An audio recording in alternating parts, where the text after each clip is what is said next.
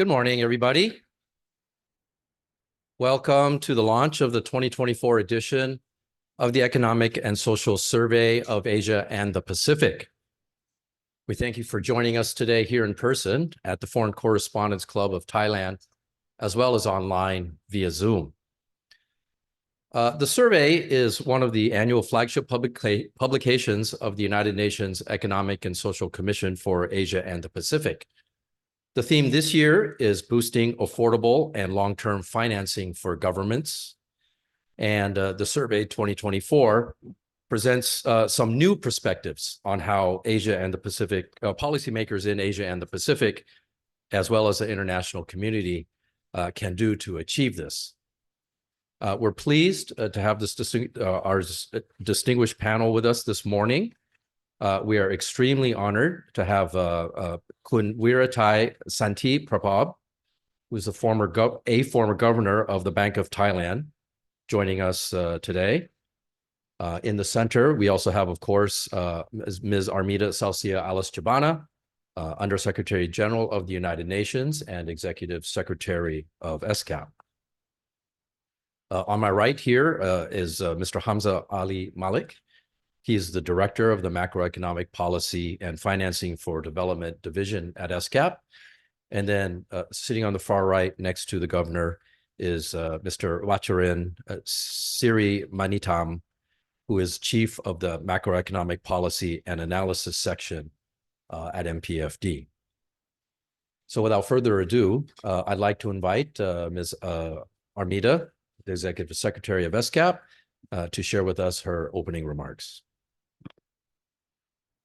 Thank you very much, Mitch. A very good morning to all colleagues. And also, I would like to recognize the presence of Kun Wiratai Santiprapab, former governor of the Central Bank of Thailand.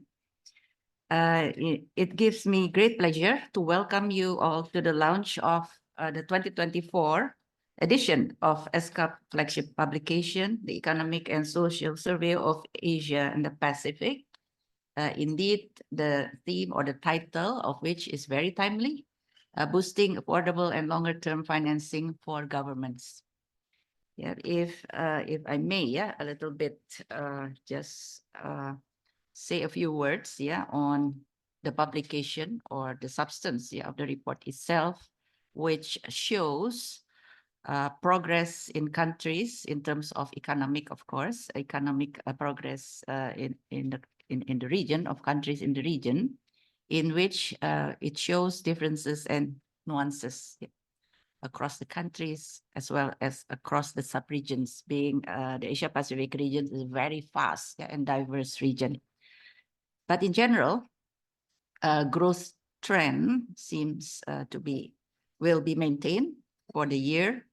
Inflation, if you look at the numbers across the countries, is quite manageable, doing quite well, I have to say, although a few countries, selected countries, have more challenges than the rest, which I think also reflects the longer-term situation that these countries face, including political stability, socio-economic challenges, structural situations, as well as climate vulnerability.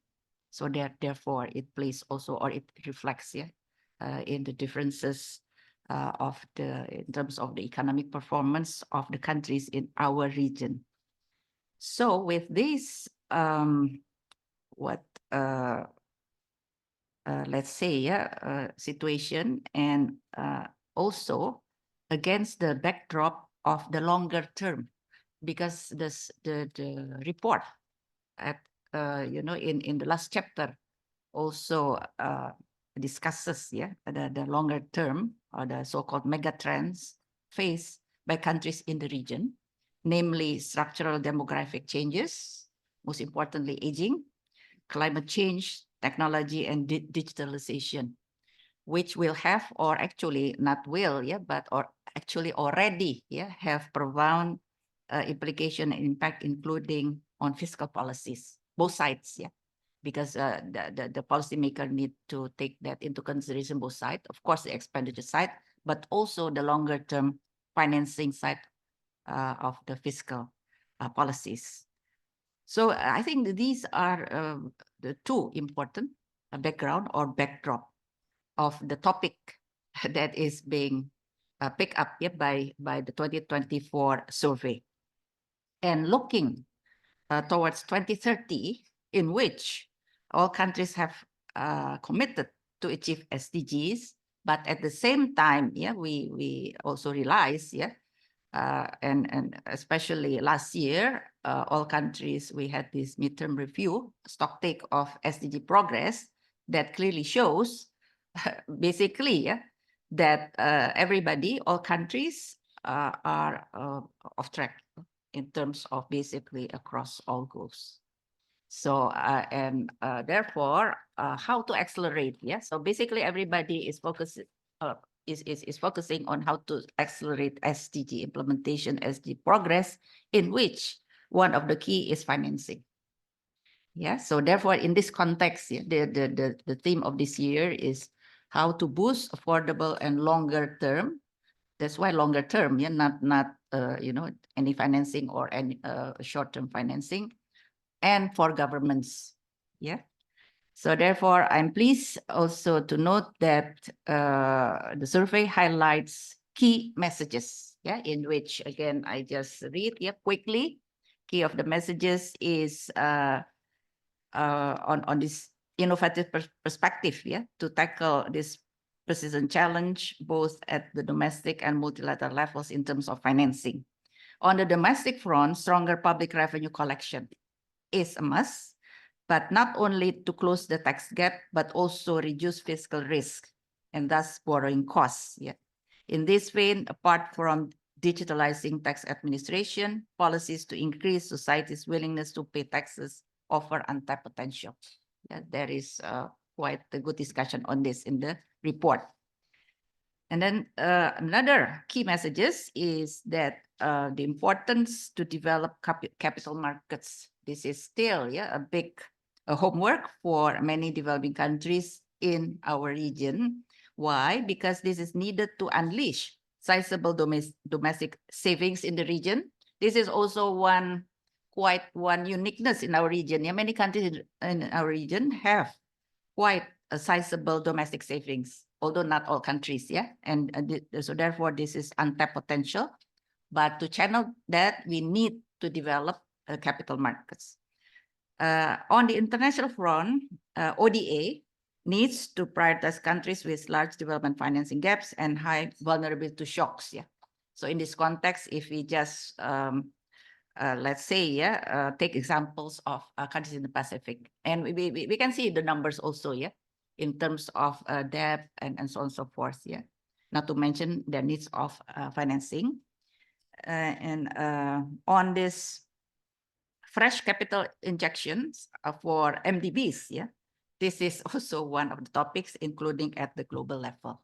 Although at the global level is what the discussion is broader, including the call for reform of the international financial architecture. And finally, the report also draw the attention on the need also for credit rating agencies to adopt a longer-term lens and appreciate that public investment in the SDGs raise fiscal credibility over time. So those are the important key messages from this report. And in closing, so on behalf of ESCAP, we stand ready to facilitate the policy dialogue in all these important issues and to work with member state, policy dialogue, regional, sub-regional, including country level, as well as to work with member state, with governments in the implementation of specific policy recommendation as appropriate, within the priority and policies of government. So with that, again, thank you very much. Appreciate very much your presence here and looking forward to the engaging and interactive discussion that will follow. Thank you very much. Thank you, ES. Our next speaker is Kun Wiratai Santi Prabop, former governor of the Bank of Thailand. Kun Wiratai is a macroeconomist and financial professional with 30 years of experience in economic policy design, commercial banking, and the capital markets. He was the 20th governor of the Bank of Thailand, serving between October 2015 and September 2020. During his term, he provided leadership in the digital transformation of the Thai financial system, as well as steering Thailand's macroeconomic and financial stability. He has held senior executive positions at the Stock Exchange of Thailand and Siam Commercial Bank, and served on a number of national committees that set economic and financial policy. Kun Virathai was also a member of the International Monetary and Financial Committee and served as the chair of the Central Bank Governance Group of the Bank of International Settlements, the BIS Asian Consultative Council, and the Southeast Asian Central Bank's Board of Governors. Presently, Kun Virathai serves as an independent director of leading corporations and institutions. He has participated actively in social activities focusing on sustainability, education, and Buddhism. And he is a member of the board of Chiang Mai University, Viravut College, and the Thailand Development Research Institute, as well as the Oversight Committee of the United Nations World Food Program. So we're very pleased to have you with us today, sir. And I give the floor over to you for your keynote. Thank you. Thank you very much for your kind introductions. Dr. Amada Saushia Alice Jabana, Under Secretary General and ESCAP Executive Secretary. Ladies and gentlemen, a very, very good morning to you all. First of all, I would like to thank ESCAP, particularly Dr. Hamza, for inviting me to share my thoughts on future policy challenges for the Asia-Pacific region. As someone who has been very much involved in macroeconomic policies and public policies, I believe that we are at a critical juncture. We need to seriously consider future policy directions, future policy prioritizations, as well as policy effectiveness, because our economies and societies will have to grapple with global mega trends, and our operating environment will become increasingly challenging as we move forward. Let me begin by focusing on 4 keywords that I have always used to assess economic conditions of a country and guide my thinking about policy priorities.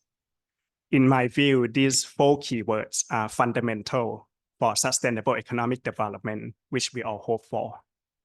And the 4 keywords are productivity, inclusivity, adaptability, and immunity.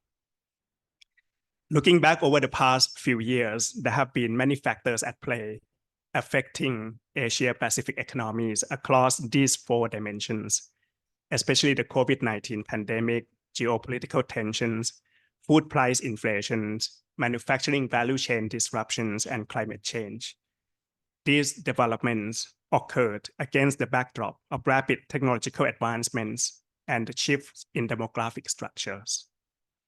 Allow me to share my views on how I see developments in the Asia-Pacific across these 4 dimensions since the COVID-19 pandemic. I will highlight some key points as I may not have time to delve into details. Let me start with productivity. Certainly, we have witnessed rapid advancements and the widespread deployment of digital technology in recent years. One sector that has experienced significant improvements is financial services.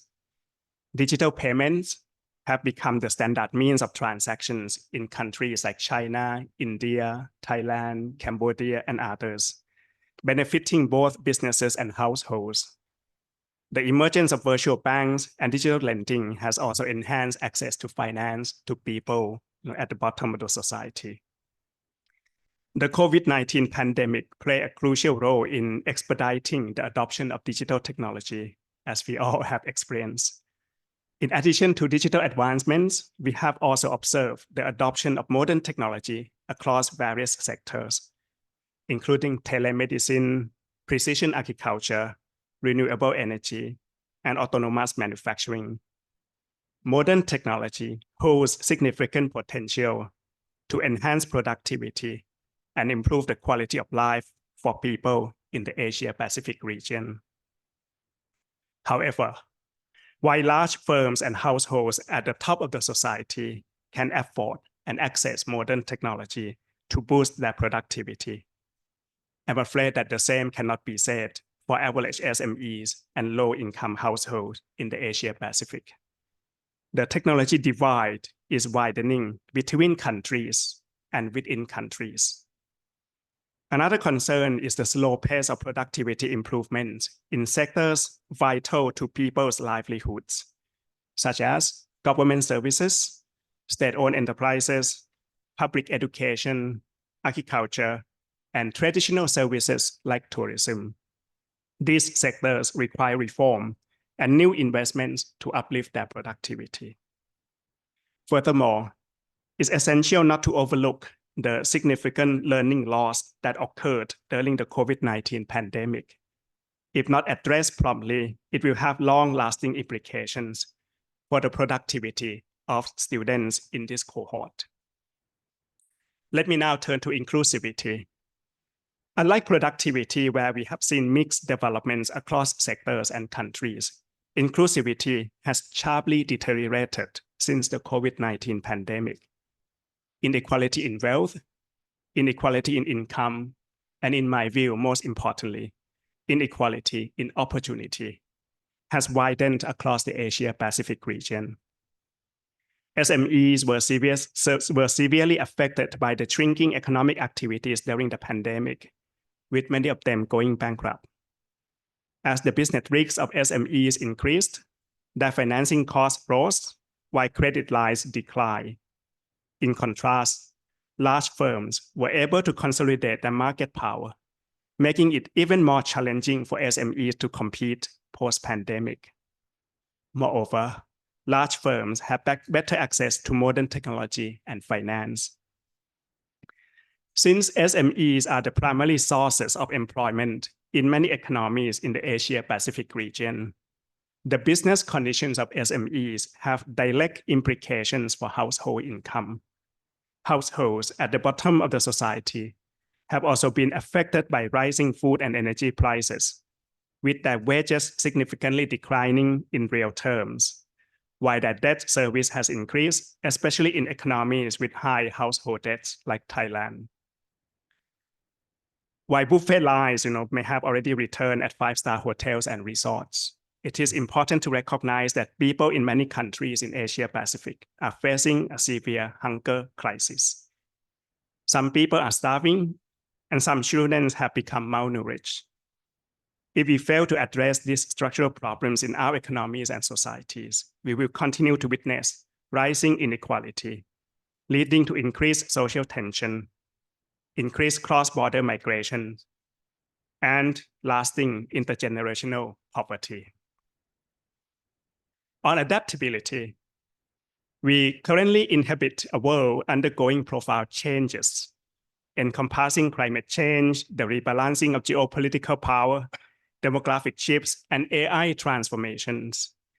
Many of these structural changes pose significant long-term threats to economies and people in the Asia-Pacific regions if we are unprepared. To address these mega challenges, we often discuss mitigation measures. However, mitigation alone is not sufficient. We must also focus on adaptation, which necessitates strategic long-term planning, alignment of incentive structures, adequate resources for new investments, and reforms to enhance the agility of our economies. Among other things, we need to reform our education systems, social safety nets, regulatory frameworks, energy subsidies, and the bloated public sector to reallocate resources for investments that will prepare our economies for the future. In my view, most countries in the Asia-Pacific regions are lagging behind in adaptation, particularly concerning climate change. Furthermore, it is concerning that the post-COVID-19 political agenda has shifted towards short-term populist policies to address the immediate needs of those severely affected by the pandemic. The momentum for reform has slowed precisely when far-reaching reform is necessary to improve adaptability. On immunity, It is evident that immunity, especially financial immunity, has deteriorated in the Asia-Pacific region following the COVID-19 pandemic. Balance sheet strengths across all levels have been weakened. At the government level, as we will hear more about shortly from the ESCAP survey, many governments are experiencing financial distress with no visible exit strategy from their public debt situation. Their debt service obligations have increased due to rising global interest rates and credit risks, while expenditures have surged owing to subsidies and populist measures. Meanwhile, the income base remains sluggish due to slow economic growth and low tax buoyancy. At the banking level, non-performing loans have surged, and the capital bases of banks in some economies have eroded. Banks' profitability has also declined. In some economies, banks are heavily exposed to government bonds with lower credit ratings, thereby facing higher credit and market risks. At the company levels, as mentioned earlier, many SMEs and even some large firms have gone bankrupt and require financial rehabilitation. Many of the remaining ones have significantly weaker balance sheets compared to pre-COVID-19. At the household level, household debts have escalated in many economies, with numerous households falling into a debt trap. The employment landscapes for unskilled and semi-skilled labor has been reshaped by technology, while cuts in public spending have also curtailed their access to social safety nets. I'm afraid that we can only hope that there will not be another major economic shock in the near future, and that we can expedite debt restructuring to enhance our financial immunity in time to confront future challenges. Ladies and gentlemen, it is concerning that Asia-Pacific economies in general have become less inclusive and less immune compared to the pre-COVID-19 era. Our adaptability may not be sufficient to cope with future mega changes, particularly climate change. While some Asia-Pacific economies have seen improvements in productivity, these gains may be limited to specific sectors and benefit only privileged segments of society. There is an urgent need for concerted efforts to enhance productivity, inclusivity, adaptability, and immunity across the region. It requires collective action and a commitment to addressing the structural challenges that impede progress in these areas. Ladies and gentlemen, I would like to extend my congratulations to ESCAP team for selecting the topic of boosting affordable and longer-term financing for governments for the 2024 survey. Long-term affordable public financing will be essential and foundational for future public sector investment and economic reforms that will facilitate the development of productivity, inclusivity, adaptability, and immunity in our economies. We will soon hear more from Dr. Hamza and his team on strategies to enhance affordable and longer-term financing for governments. The survey presents key recommendations and a policy prioritization framework. However, while boosting affordable and longer-term public financing is necessary, it may not be sufficient to restore the financial strength and effectiveness of the public sector or adequately prepare us for future challenges. Many countries in the Asia-Pacific regions have either crossed or are on the verge of crossing tipping points concerning social, economic, and environmental challenges. Once these tipping points are crossed, reversing the trends or mitigating the adverse consequences becomes significantly more challenging and resource-intensive, as seen in cases such as climate change, aging populations, and corruption. It is imperative that we urgently promote public sector reform alongside other necessary reforms. Public sector reform will be critical in improving productivity, inclusivity, adaptability, and immunity to ensure the resilience of Asia-Pacific economies and the sustainable enhancements of the quality of life for our people. I strongly hope that ESCAP will also provide us with guiding wisdom in this area. Thank you very much for your kind attention. Thank you. Thank you very much, Khun Weerathai, for those perspectives. Our next speaker is Mr. Hamza Malik, the Director of the Macroeconomic Policy and Financing for Development Division. Hamza, the floor is yours. Thank you, Mitch. Good morning, colleagues, friends, ladies and gentlemen. Thank you very much for joining us today. Thank you, Ibu Amida, for introducing this year's Economic and Social Survey for Asia and the Pacific 2024. Many thanks to Khun Weerathai for laying out a very comprehensive picture of the region around 4 critical areas. Several of them actually resonate quite well with the kind of research we pursue in ESCAP. Before we go through sharing the main messages of the survey, let me share just one basic remark about survey. So many of you probably are familiar with the structure. It basically has 2 parts every year. One, where we provide a comprehensive macroeconomic assessment of the entire Asia-Pacific region, looking into the emerging challenges, what countries are doing to deal with them, and then sharing our policy suggestions for the consideration of member states. How can they address those near-term, immediate, short-term macroeconomic challenges that they face? That's a recurrent part of economic survey every year. The second part, we pick a different research theme where we go deeper in certain specific issues. So last year, for instance, we looked into detail on the public debt and how to assess debt vulnerabilities, keeping in view the need for investment in SDGs. This year, we are in a way picking up from that theme, and we are trying to address the question of how to boost affordable and long-term finance for governments. So with this introductory remarks, let's look at the video first before we share the formal messages in detail. So can we play the video, please?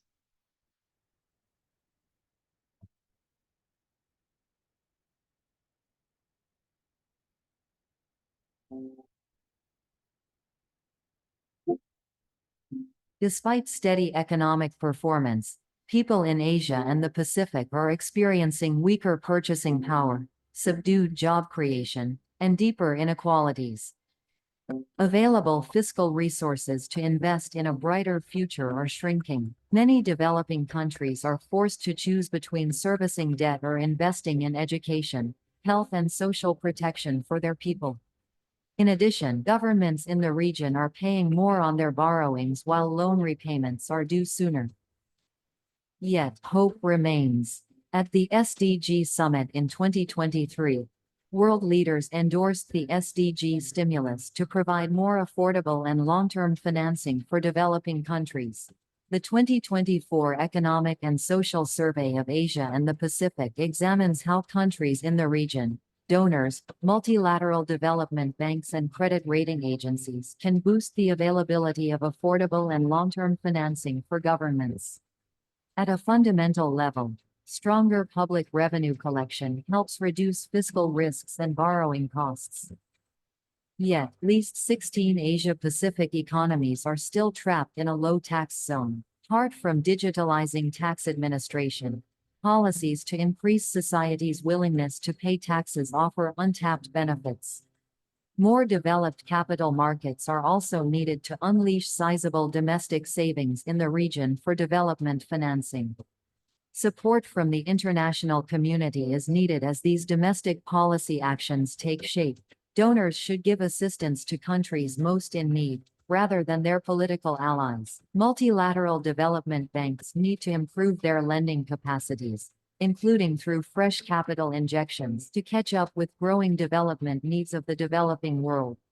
While assessing sovereign credit risks, credit rating agencies should appreciate that public investments in sustainable development raise sovereign creditworthiness over time. To realize the SDG stimulus in Asia and the Pacific, let's act together to boost political will and revive optimism for multilateralism.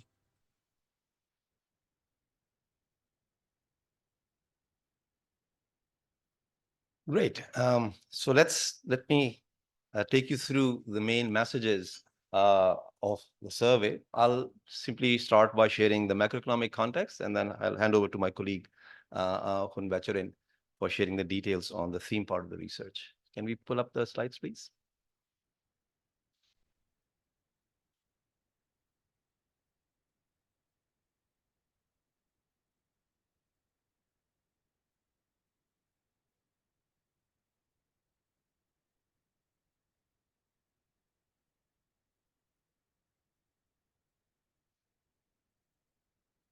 Okay, here we go. One more.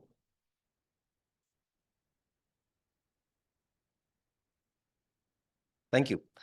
Okay, so let me start by sharing the major highlights of the entire survey in like one bullet for each chapter in a way. Uh, on the economic front, our basic message is that the overall economic performance is largely steady. When we talk about economic performance, we're talking about essentially GDP growth and inflation and other key indicators. However, what we are highlighting is that this is masking the declining purchasing power of people, and there are concerns on rising poverty and inequalities in the region. Then the second main message is, and this is a pickup from our theme from last year, the emphasis on the need for investing more in SDGs. And what we are saying is this is looking increasingly difficult, the kind of fiscal challenges governments are facing, including high levels of debt, high debt servicing costs, and so on and so forth. So to zero in on these two aspects, primarily due to high borrowing costs and short-term loan maturities, the challenge actually is looking a little more pronounced to increase investment in SDGs. When it comes to policy suggestions, of course, is a big area, so we have to be selective. So a few areas we are highlighting here. For instance, on the domestic policy front, what we are saying essentially on two areas. One, domestic public revenue collection, taxation, and you'll see a lot of details, some new ideas, how tax potential can be increased, how the tax gaps can be closed, and so on and so forth. And second one is how capital markets can be developed further. These are two cornerstones of reducing fiscal risks over time and developing financial ability of the countries, which in turn then actually reduces borrowing costs over time and allows the investors to go for long-term projects. On the international front, we are zooming in on three development partners, donors, multilateral development banks, and the role of credit rating agencies. And then we are trying to share some fresh perspectives, how a revisit to their approach can, in fact, help boost long-term financing and even at a lower costs. Last but not least, this is very important. This is something Khun Virathai also highlighted. We can't forget what we call global mega trends. There are three we are focusing here: demographic shifts, climate change, and technological advancements. So policymakers need to have a forward-looking perspective to prepare what kind of changes are forthcoming. And these mega trends are giving shape to economies, which in turn means they are having an impact on the ability of fiscal policymakers to pursue certain policies. So we share a lot of perspectives on those front. Next slide, please. On the economic, one more. So I'll simply show you one snapshot. This is a macroeconomic snapshot, the two indicators, GDP growth trends and inflation trends for the entire region. These are the average numbers for the Asia-Pacific region. I just simply want to highlight 2 points. One, as you can see, the recent growth is overall steady, around 4.4% projected for next year, 4.8 what we estimate this year, and it's projected to remain a little bit steady, 4.4 for 2025 as well. So, however, when you compare it a little bit with the trend, you can easily see from before pandemic, the average of the region was around 5.5% or somewhere between 5.5 to 6%. And now it's hovering around 4.5%. So roughly there has been a shaving off of 1% of GDP growth in the region, partly because what Khun Virathai was highlighting, maybe a productivity slowdown being experienced in some countries. So these are two main major points. Same thing on inflation. You look at the more recent numbers, you see inflation has been declining and has come down considerably from a peak of 7.5% in 2022 to 5.2% in 23, and we estimate that it's likely to go down a bit further. So it is on a declining trend as a whole. But again, if you develop a little bit of a perspective, you see for the region as a whole, it is still relatively on the higher side. Because it used to be between 3 to 3.5% range on average for the region, is hovering still higher at 4%. It may come down to below 4 in 2025. Next slide, please. Why are we highlighting these things? Because it has impact on certain critical indicators which matter for the people. So there are concerns on job opportunities. So what we see is in the region, subdued post-pandemic job recovery on the left-hand side. So you can see since the pandemic, very few sectors have actually created more jobs. And in some sectors, job opportunities, job recovery is barely higher than what was the level before pandemic. So job opportunities are not being created equally across different sectors, and the pace is quite slow. On the right-hand side, we show, and this is based on because of the availability of data, trying to see why high inflation matters. In simple words, it erodes people's purchasing power. So we share one example of that, adjusting the nominal wages, the minimum wages with the inflation rate. This is for 2022 because that's the latest available data for minimum wages. And you can see many economies have experienced considerable declines in real wages. And since 2023, inflation is already high, we won't be surprised when the data comes available. Yes, indeed, even 23, 24, real wages will be on a declining trend as well. Next slide, please. The other big concern, and we provide some estimates, for instance, on poverty and inequalities. So extreme poverty in 2022 has increased by 42 million people. 42 million more people have gone down below the extreme poverty line. If you look at the metric of $3.65 per day, then that number is considerably high, close to 160 million. So looking only at GDP trends is not sufficient. We need to look at what at the end of the day really matters, for what we call really matters for people. So poverty has gone up. That's a big concern. On the same point, again, Khun Viratha highlighted that in detail. Inequality has been on a rising trend. So what you see on the right-hand side is share of income changes between 2019 and 2022, going to top 1%, middle 40%, and bottom 50%. And as you can simply see, several countries, the top 10% increase in the share of income has been considerably high compared to the bottom 50. So the inequalities is becoming more and more entrenched, and we discuss in detail, including concerns on the gender inequality aspects. Next slide, please. So the key risks we highlight when we want to assess the situation, there are 5 of them. Inflation trends are still a bit uncertain, volatility in food prices. What it means is there is going to be a little bit of uncertainty on the monetary policy stance that can be pursued by central banks. So the likelihood that the interest rates are going to come down immediately is not really there, or we don't know right now. So there is a little bit of uncertainty on that front, which has, of course, a direct implication on what we are discussing, the cost of borrowing on the government itself. Number 2 is the same point I was highlighting earlier, the ability of governments to increase investments in SDGs, right? But given their weak debt repayment ability, or not just governments, but households and businesses and governments as well, in an environment, in a high interest environment, is a macroeconomic risk factor that policymakers need to pay a close attention to. Third, China's economy's growth momentum, there's a bit of uncertainty on that. And why are we highlighting China? Simply because China accounts for close to 60% of the region's GDP. So what happens in China has implications through trade channels, investment channels, and several other channels to the rest of the regions. They're very closely tied with the Chinese economy as well. So there's a bit of uncertainty how Chinese economy will be performing going forward. Fourth, we're all aware of that. The geopolitical tensions and trade fragmentations are on the rise here in the region as well as globally.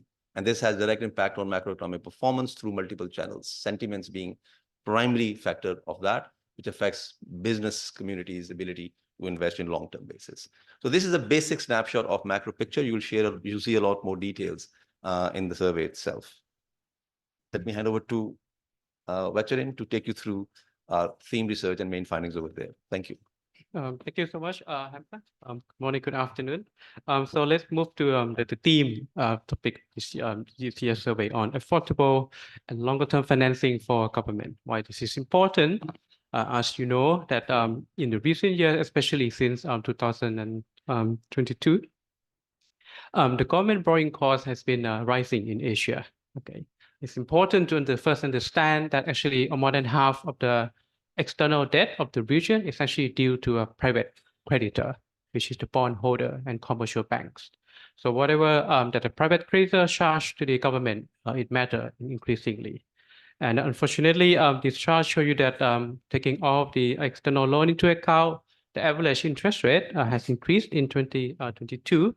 Also in terms of the sovereign bond yields, for emerging economy. At the same time as the length of this lending has been getting shorter, actually, for the private creditor, it's been down to about 8 years, which is at a decade low level. And this is important because the number of economy and the number of governments which is paying more than 10% of their government revenue on the interest payment has been doubled, and now it's about 13 countries in the region. They are paying more than 10% of their government revenue simply on the interest payment. And this interest payment in some countries can be up to 40% of the health spending. In our survey this year, we also conducted a new analysis on what explains why some government in some country, they are paying higher borrowing costs than others. And the findings show that in this country, they suffer from higher inflation as a result of the policy interest rate. They suffer from a more volatility in the exchange rate. They have a higher perceived fiscal risk, particularly the public debt sustainability, as well as the less liquid financial market. And based on this analysis, the survey also pay closer attention to the latter two on the fiscal risk and the market liquidity. And in this survey, we sort of divide our analysis into what the government can do and what the international community can do. And the first one that the government can do is to close the tax collection gap, which not only mobilize additional fiscal resources, but over time, importantly, help to reduce the fiscal risk as other analysis show. Although the region has been making some notable progress in the last 2 to 3 decades on the tax collection, we see that a lot of countries in the region are still collecting relatively low according to the international threshold, let's say 10 to 15% of GDP. For this survey this year, we also did a new analysis on how much more tax collection can be increased if the country reach their maximum potential compared to their peers, which is to say, after taking into account the GDP level, the trade, the size of the agriculture, the level of the public governance, how much more it can be. And our analysis showed that countries such as the Islamic Republic of Iran, Malaysia, and Bhutan in this country, this tax gap, this increase in the tax can be over 5% of GDP. There's some well-known strategy to close the tax gap, which also highlight in the report, but in this presentation, we highlight more of the less conventional, which we divide into 2 parts. The first one is about how the fiscal revenue can be increased based on the property sector, and another is how to increase the so-called tax moral. For the property tax, we see that in the region, there are many large and booming property sector, but the fiscal revenue collected from the property sector is very, very small. And even at the low rate of the 0.5%, it can, according to our calculation, it can generate maybe 2 to 3% of GDP additional fiscal revenue.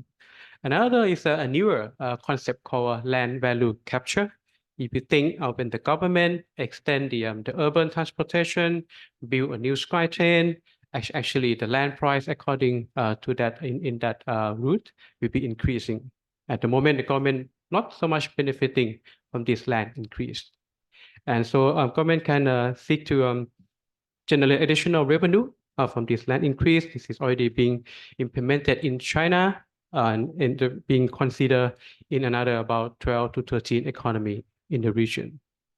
And more on the softer side related to all of us is how to increase the society willingness to pay tax.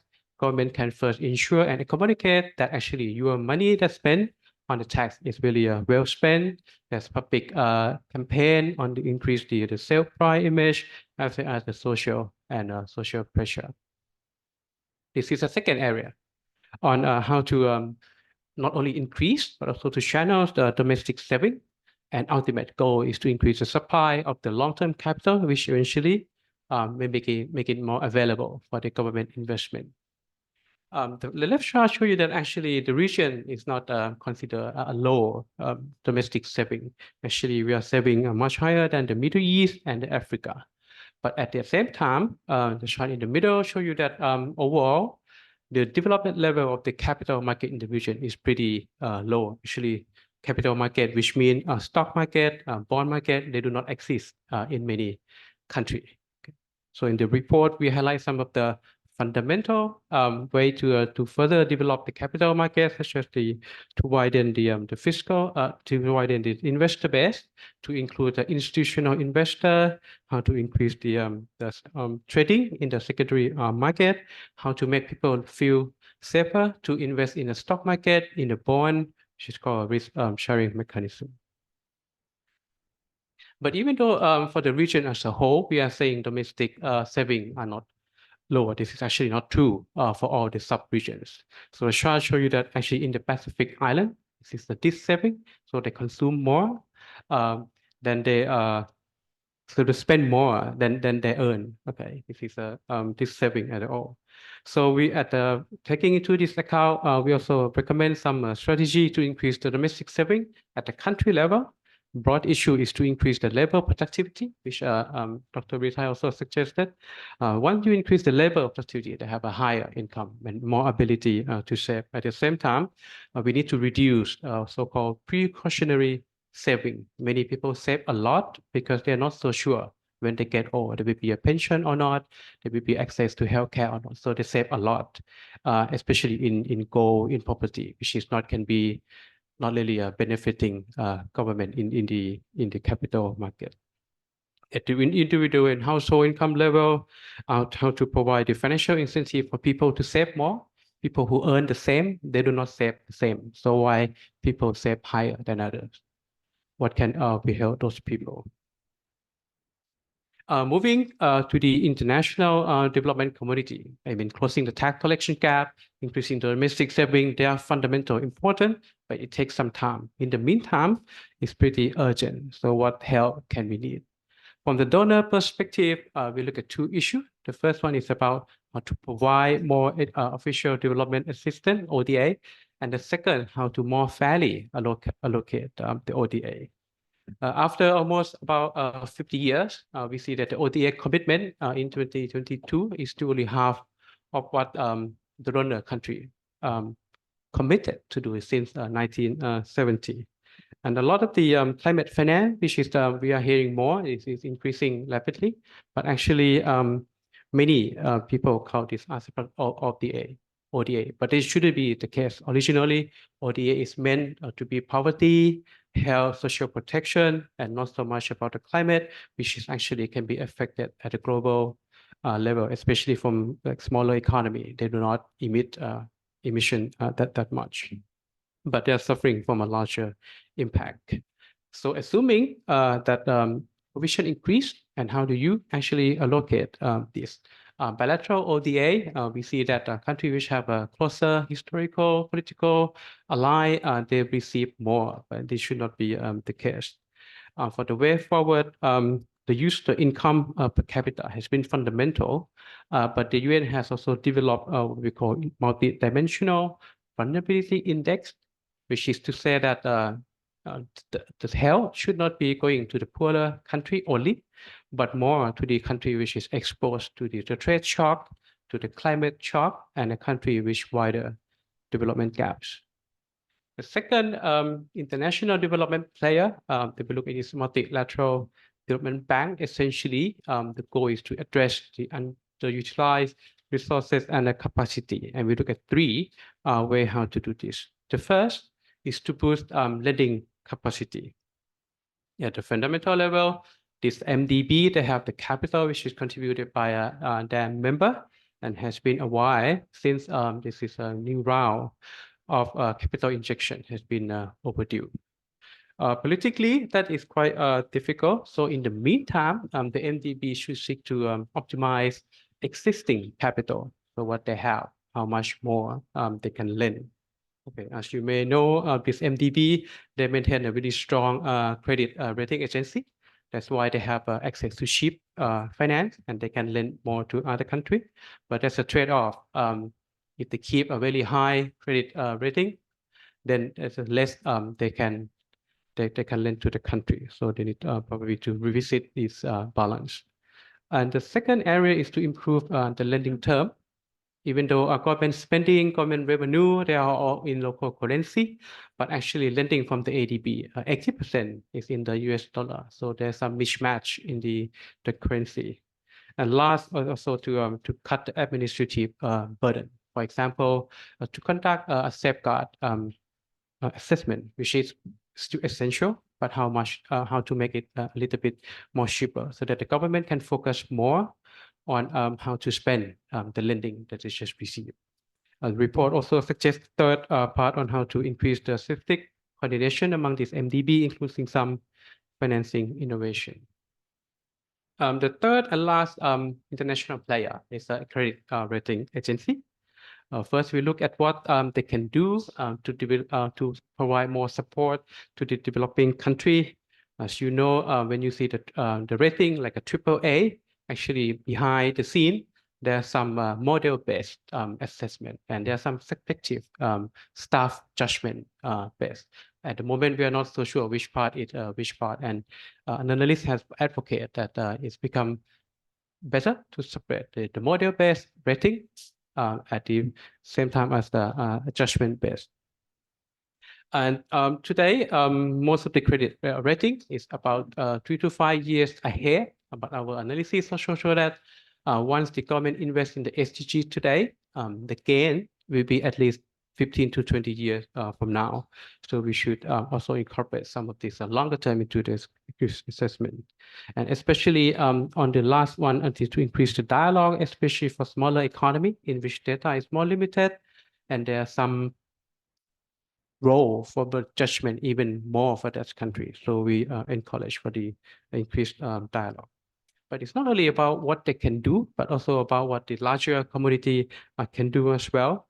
There's some discussion on whether the region, this Asia Pacific, need another regional credit rating agency or not, with some pro and con. Finally, there's a chapter which also look at the implication of the global megatrend, what this mean for the fiscal policy maker. As the graphic show is complicated, what we try to do here is to simplify and digest some of the key snapshots. We selected, there are more than three. We selected three: global megatrend, demographic shifts, climate change, environmental degradation, as well as the technological advancement and digitalization. We divide the implication largely into two groups. The first one is how it's affecting fiscal space, as well as the public debt sustainability. Underlying this is the revenue, spending, borrowing costs of the government, and also importantly, the conduct of the policy. Okay, if the megatrends are coming, how you change the way that you decide the fiscal policy, how you change the way that you implement and monitor the impact of the fiscal schemes.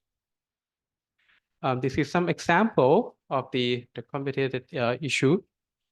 So based on the framework that we presented, we're showing some example, like for example, overall, you take into account every other factor, it seems that the fiscal revenue will be lower according to this global trend. Why? Because when people are aging, the size of the workforce is shrinking. Once the natural resources become more scarce, country can produce less, which is meaning less production and less tax. At the same time, of the spending will be higher to help the elderly population to invest more in the green. And borrowing costs, it is unclear because some of the megatrend can push up inflation, but other megatrend can reduce the inflation. And importantly, conduct, like when the government decide what and where to invest in the infrastructure, they should also consider, is that the area where they have the natural disaster and how this is make it more resilient, as well as the bigger picture of the effectiveness of the policy. Last one, the key takeaway, which is sort of the follow-up from the highlight. So poverty, inequality remain a big concern for us.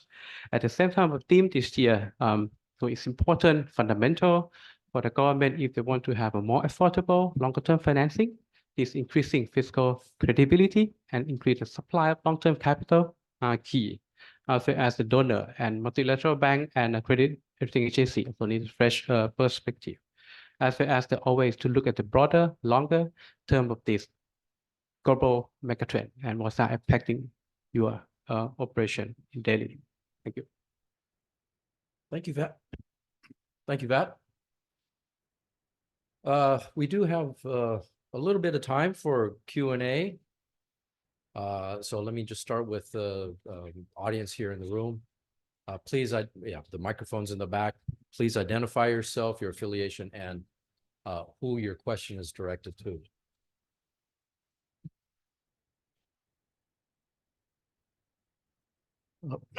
Good morning. My name is Imtiaz Maqbul. I'm the executive editor of Travel Impact Newswire. I actually cover the travel industry, but this provides a very good context of some of the changes that you're seeing the Prime Minister here in Thailand going forward on his tourism policy.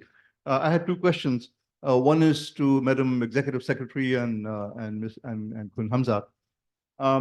The forward to the in the small booklet here by the Secretary General points to the role of governments in this part of the world becoming victims of an unjust, outdated, and dysfunctional global financial architecture. And I think the key question here is that the people who are responsible for this unjust, outdated, dysfunctional advice to countries in this part of the world, which is in direct contradiction to some of the things that y'all are saying. And I was wondering whether you have some advice on which institutions this part of the world should be listening to. The ones who are responsible for creating this unjust, dysfunctional architecture, or should be listening to you? Because there seems to be some contradiction in terms here, and more pressure seems to be coming from the people who are controlling this financial architecture. So what do you think needs to be done to fix this problem first before we look at some of the other issues downstream that are affecting us?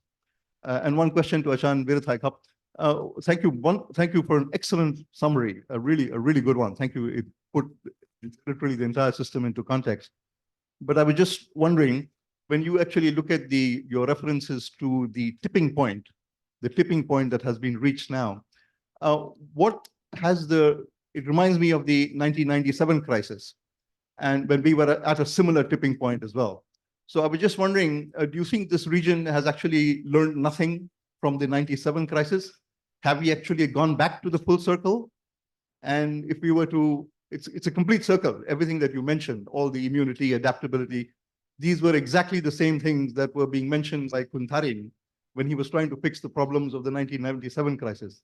And for those of us who have been around long enough to have been at the press conferences that was being given by Kun Tharin at that time, indicates that literally nothing has been learned, because all those 4 points are exactly the same that were being mentioned at the same time. So what lessons do we need to learn as we go forward in fixing some of our key problems here? Again, relate some of the dysfunctionality. In fact, the situation now seems to have become pretty worse. So really some more radical changes need to be made beyond just some of the solutions. Some things more, maybe perhaps more along the lines of promoting the sufficiency economy, which was also mentioned by His Majesty King Rama IX the Great. Again, none of that has actually been factored. Thank you. Let's give our panel. We're running out of time. Yeah, thank you. Yeah. You want to collect first, maybe? You want to collect a few questions? No, it's very little time. 12, right?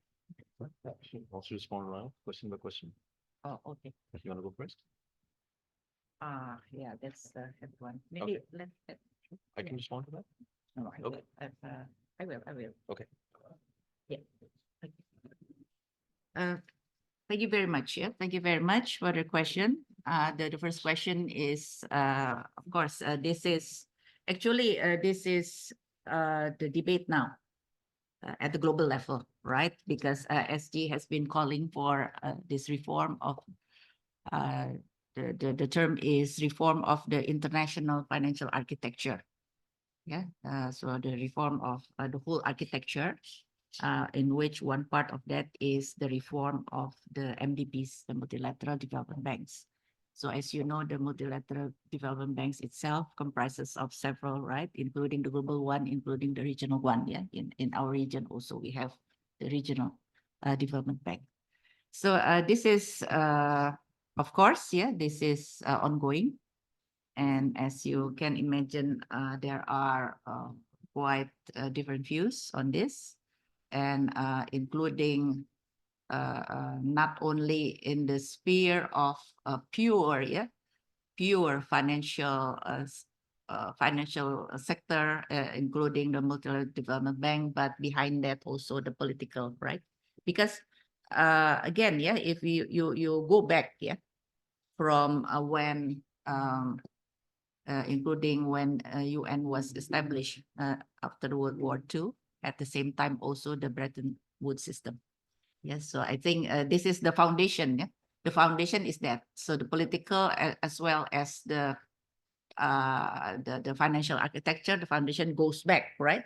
Dated back to 1945. Yeah, and to be fair, I think there are two sides. Yeah, the political again, as well as the financial architecture. So if I can respond it this way, in order to reform the financial architecture, actually at the same time also the political side also need to undergo this evolution, and as well as so-called reform. So this agenda, this is now ongoing in the political side. In the context of UN is, I'm sure you are aware, the call for reform of the Security Council, among others. So all this goes in parallel. It's not yet done, not yet settled, of course. A lot of what's pro and cons. And these are the topics that will be deliberated further by leaders in September during the summit of the future at GA, General Assembly, in September. And the expectation is out of that, the outcome will be pack of the future, a pack of the future, in which these elements of the reform hopefully will be supported by member state. So I think in this context is not for us here in ESCAP to comment as such, because this is an ongoing deliberation discussion, and this is up for member state. Of course, member state, as you know, there are all this. But again, last note, basically from SG, because we are UN, of course, we are in the line of SG. So what SG would like, to have is this already put on the table.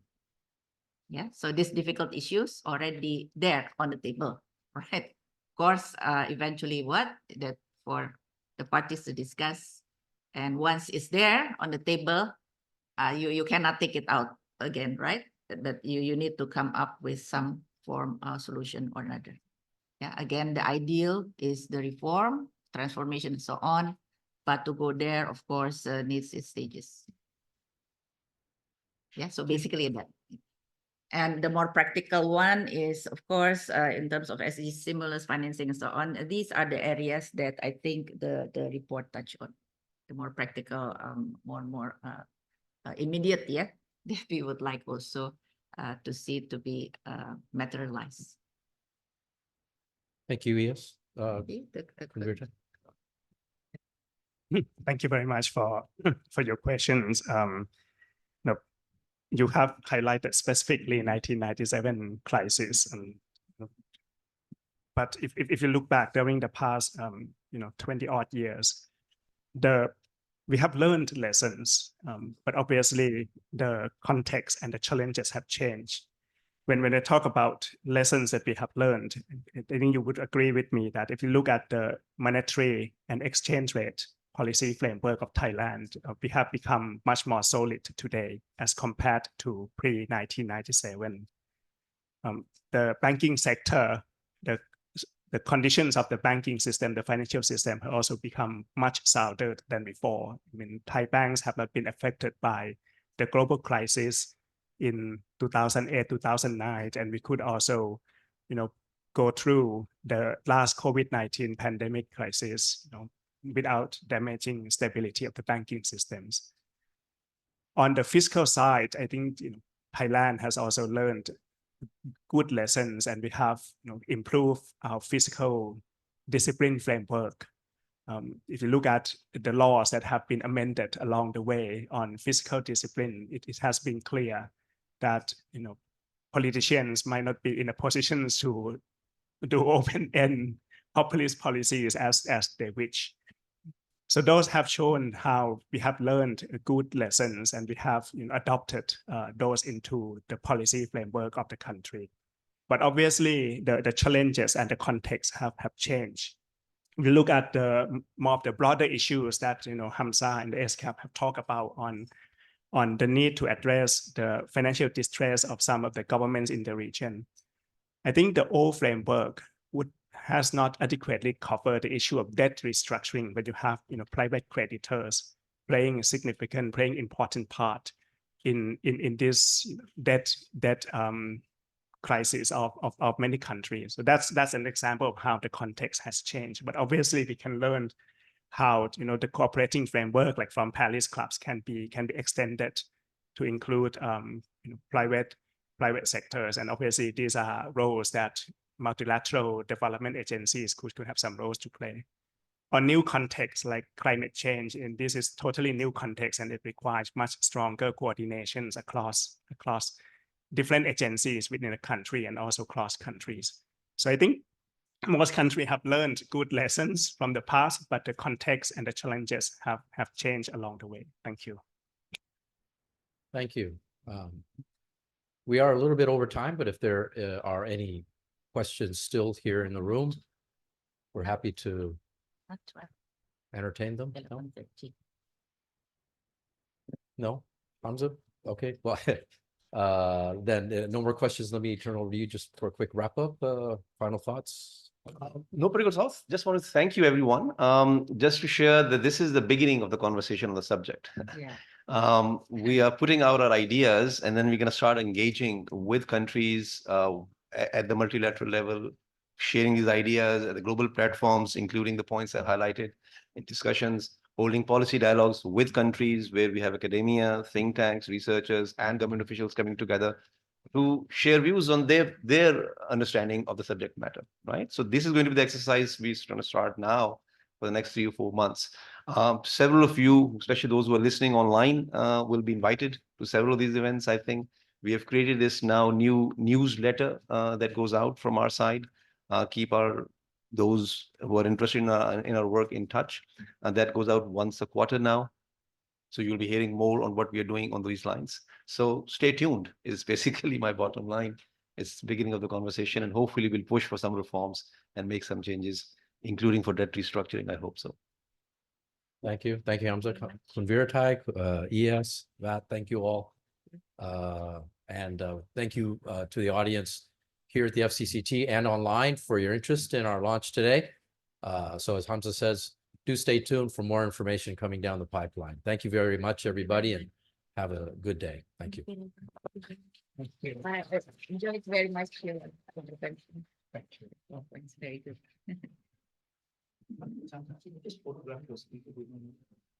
Well, maybe we. I have